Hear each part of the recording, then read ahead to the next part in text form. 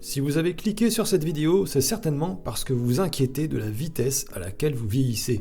Les premiers signes du vieillissement arrivent vite, déjà à partir d'environ 25 ans. Et puis passé 35 ou 40 ans, c'est le début de la dégringolade. En tout cas, si on ne reste pas vigilant.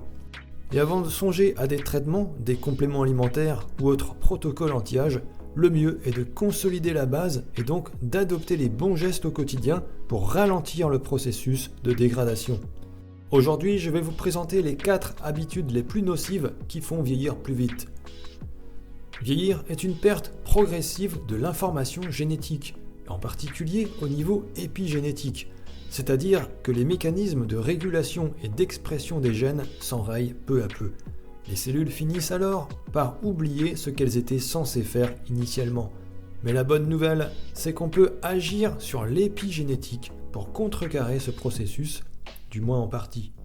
Et les choses les plus efficaces étant souvent les plus simples, ce sont nos choix quotidiens qui conditionnent le plus ces changements. Donc, si vous vous traînez encore des mauvaises habitudes, sachez qu'il n'est pas trop tard. Le premier poison qui vous vole votre jeunesse est sans conteste le stress. Le stress chronique est un peu comme un tueur silencieux. Il favorise la production d'hormones comme le cortisol qui sont utiles de manière ponctuelle, certes, mais lorsque ça devient chronique, c'est une autre histoire. Le cortisol est connu pour ses effets inflammatoires et sa capacité à affaiblir le système immunitaire. Et cette réponse inflammatoire provoque un raccourcissement des télomères, les structures qui sont au bout de nos chromosomes et qui indiquent en quelque sorte notre âge biologique.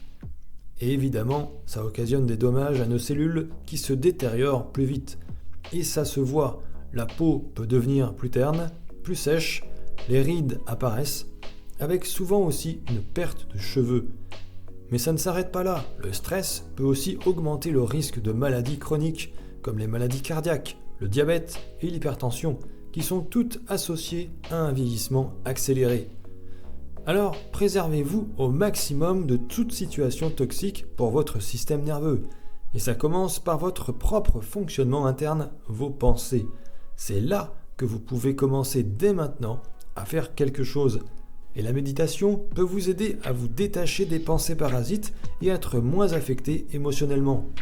Les techniques de relaxation diverses, comme la respiration profonde, la sophrologie ou même le ASMR, si vous y êtes sensible, vont en parallèle aider à calmer le stress déjà présent. Et la cerise sur le gâteau va être la reprogrammation mentale, qui consiste à intégrer de nouvelles habitudes au quotidien qui vont améliorer la qualité des pensées et des émotions.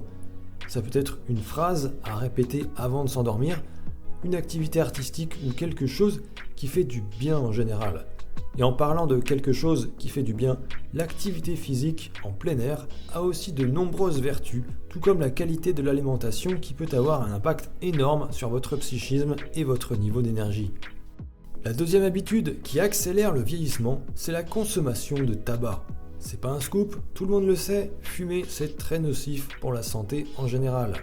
Alors, tant qu'on est encore en bonne santé, relativement jeune et que les effets du temps n'ont pas encore eu de conséquences trop visibles sur le corps, on peut ne pas se sentir concerné. Le problème, c'est que fumer accélère insidieusement le vieillissement.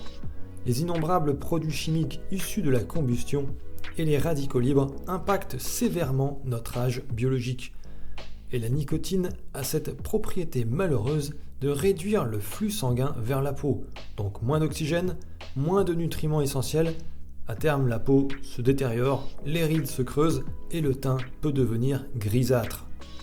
Le tabac altère aussi la structure du collagène et de l'élastine, des protéines de soutien essentielles qui donnent à la peau son élasticité, donc perte de fermeté et apparition prématurée de rides. Mais il n'y a pas que sur l'apparence que le tabac fait des ravages.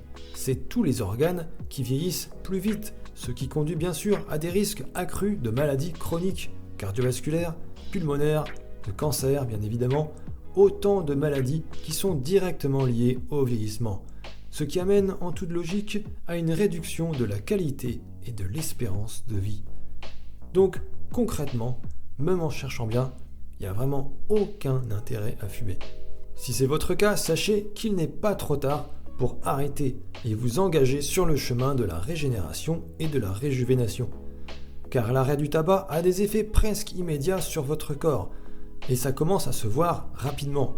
Il commence à se détoxifier et à rétablir le bon fonctionnement du système cardiovasculaire et des poumons. Et à plus long terme, vous pourrez inverser une bonne partie des dégâts. La troisième habitude qui fait des ravages est le manque de sport. L'activité physique régulière est un pilier fondamental d'un mode de vie sain et a un impact direct sur le processus de vieillissement. Le manque d'exercice peut accélérer le vieillissement en contribuant à l'accumulation de problèmes de santé, à la détérioration de la condition physique et au déclin cognitif. La perte de masse musculaire est un vrai problème en vieillissant. On appelle cela la sarcopénie. La perte de force musculaire est d'environ 1,5% par an entre 50 et 60 ans. Au-delà, ce chiffre peut s'élever jusqu'à 3% par an. Cela peut réduire la mobilité, augmenter le risque de chute et de fracture et diminuer l'autonomie. Sur le plan métabolique, le manque d'exercice peut entraîner une augmentation de la masse grasse, particulièrement dangereuse lorsqu'elle est concentrée autour de l'abdomen. La pratique de sport régulier est donc indispensable si vous êtes soucieux de ralentir le vieillissement. Essayez d'être le plus actif possible. Marchez davantage, trouvez des activités que vous aimez et pratiquez la musculation, le meilleur sport pour favoriser la prise et le maintien de la masse musculaire.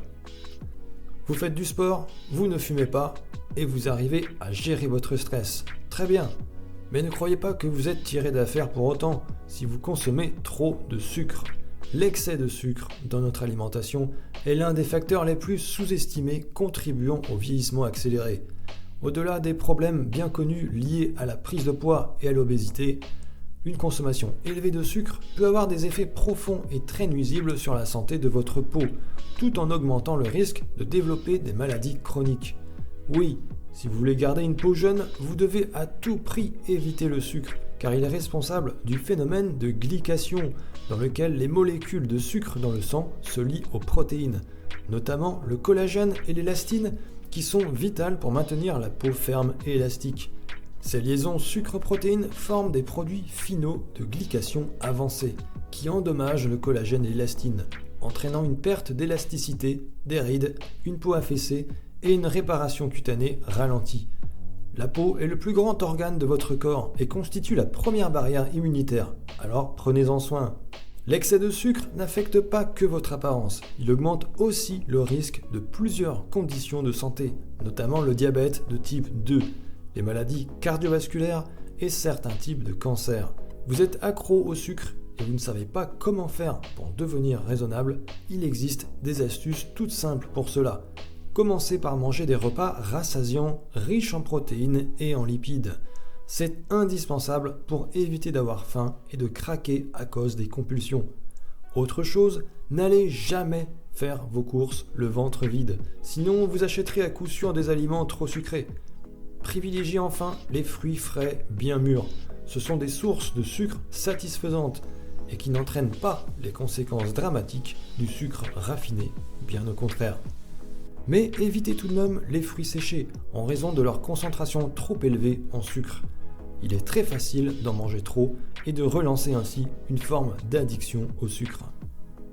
Si vous avez aimé cette vidéo, abonnez-vous à la chaîne pour plus d'astuces sur la santé et la longévité. Et moi je vous dis à très bientôt pour une prochaine capsule.